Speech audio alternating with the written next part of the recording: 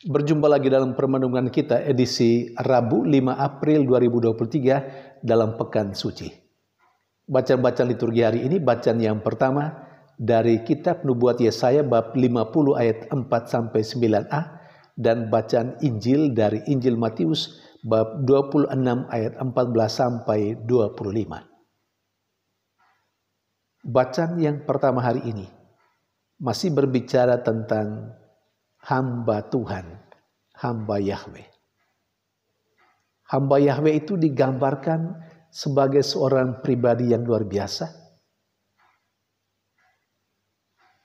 Luar biasanya hamba Tuhan, hamba Yahweh itu bisa dilihat dalam dua aspek. Dalam hubungannya dengan Tuhan sendiri dan juga dalam hubungannya dengan manusia. Dalam hubungannya dengan Tuhan, hamba Tuhan ini, hamba Yahweh ini, digambarkan sebagai seorang yang taat pada apa yang menjadi keinginan Tuhan. Dia membiarkan dirinya dibentuk oleh Tuhan. Dibentuk oleh Tuhan untuk menjadi hamba Tuhan itu. Menjadi hamba Yahweh itu. Ia juga dalam hubungannya, dalam relasinya dengan Tuhan, sangat percaya kepada Tuhan. Tuhan yang menjadi kekuatannya dan Tuhan yang akan membebaskan dia dari semua kesulitan. Termasuk Tuhanlah yang menolong dia berhadapan dengan orang-orang yang membuat dia mengalami penderitaan. Itu dalam relasinya dengan Tuhan.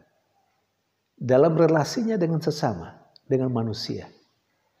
Hamba Yahweh dan hamba Tuhan itu digambarkan sebagai seorang yang mensupport kehidupan manusia sesamanya. Terutama mereka yang berbeban berat. Mereka yang letih lesu. Dia hadir untuk memberikan peneguhan dan kekuatan bagi mereka. Hamba Yahweh yang seperti itu, yang sedemikian hebatnya hidupnya itu, ternyata mengalami penderitaan dan kesulitan, mengalami kesengsaraan, dan berhadapan dengan kesulitan dan penderitaan sebagai hamba Tuhan, sebagai hamba Yahweh.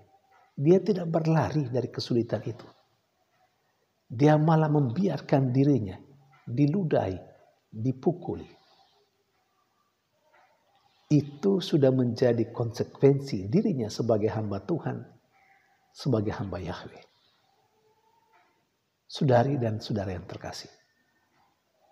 Gambaran hamba Yahweh, hamba Tuhan yang demikian sangat cocok dikenakan pada pribadi Yesus Kristus. Yesus Kristus adalah Allah dan manusia. Itu kita amini, kita yakini sebagai orang yang percaya kepadanya. Yesus Kristus pantas dan wajar mendapat label itu sebagai hamba Yahweh, hamba Tuhan. Karena apa yang dimiliki oleh Yesus Kristus persis seperti yang digambarkan dan yang dinubuatkan oleh Yesaya dalam bacaan pertama hari ini. Yesus dalam bacaan Injil hari ini sedang berada dalam perjamuan bersama dengan murid-muridnya. Dan pada saat itu sebenarnya perjamuan sebagai kesempatan di mana mereka bergembira sebagai sebuah komunitas. Tetapi ketika Yesus berbicara tentang murid-muridnya yang akan menyerahkan dia, terutama salah seorang muridnya yang akan menyerahkan dia, maka suasana menjadi lain. Suasana yang seharusnya gembira dan penuh sukacita dalam perjamuan berubah menjadi suasana yang penuh dengan kesedihan. Bahkan terjadi semacam kecurigaan antara murid yang satu dan murid yang lain.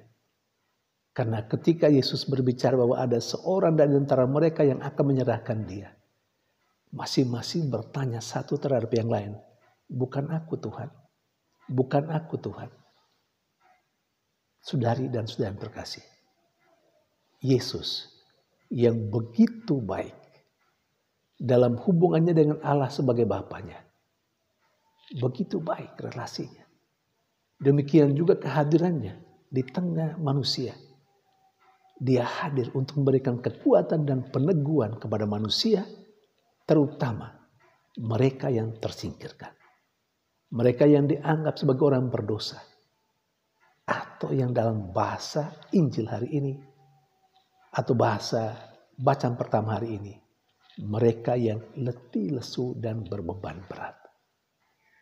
Betapa baiknya hamba Yahweh dalam diri Yesus Kristus.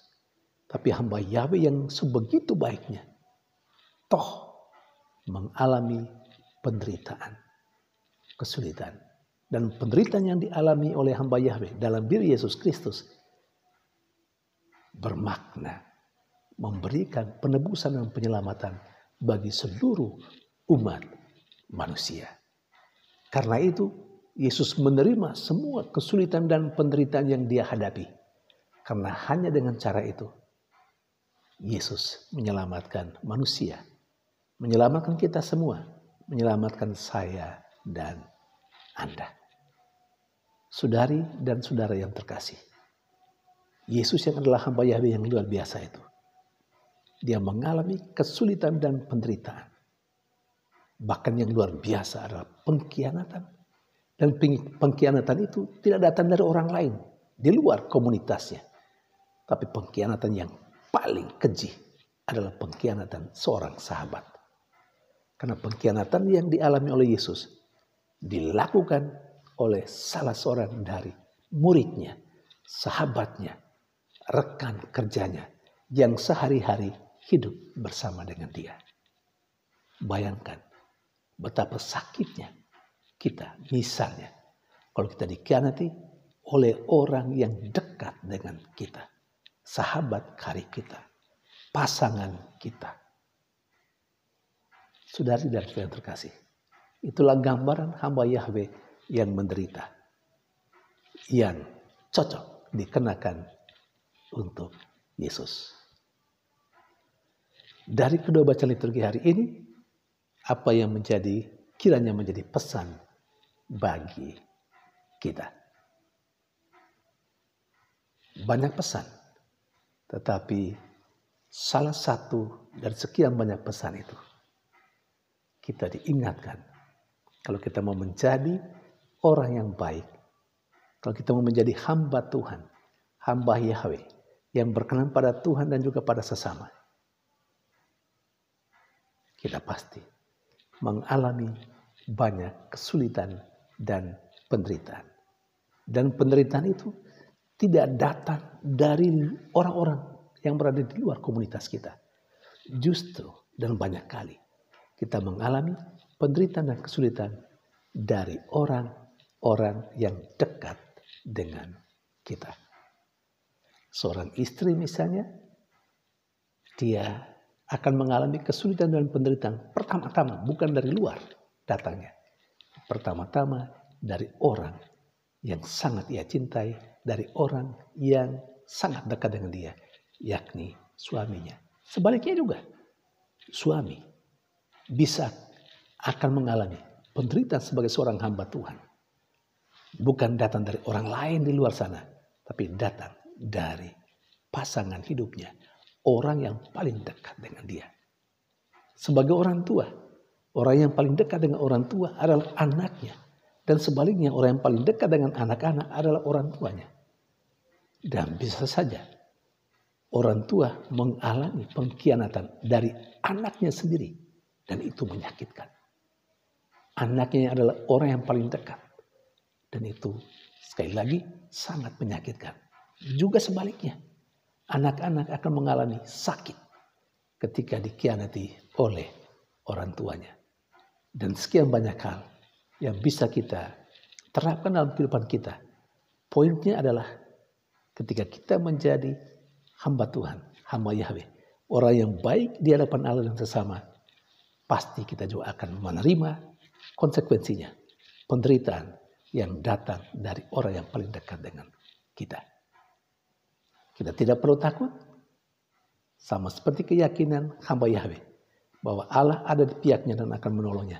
Demikian juga tidak perlu takut bagi kita misalnya kalau mau menjadi orang baik, menjadi hamba Tuhan dan hamba Yahweh. Yakinlah Tuhan berada di pihak kita. Sekalipun kelihatan kita menderita. Tapi ingat, keselamatan kita tetap ada pada kita dan menjadi milik kita karena Tuhan yang akan membela kita. Tuhan memberkati.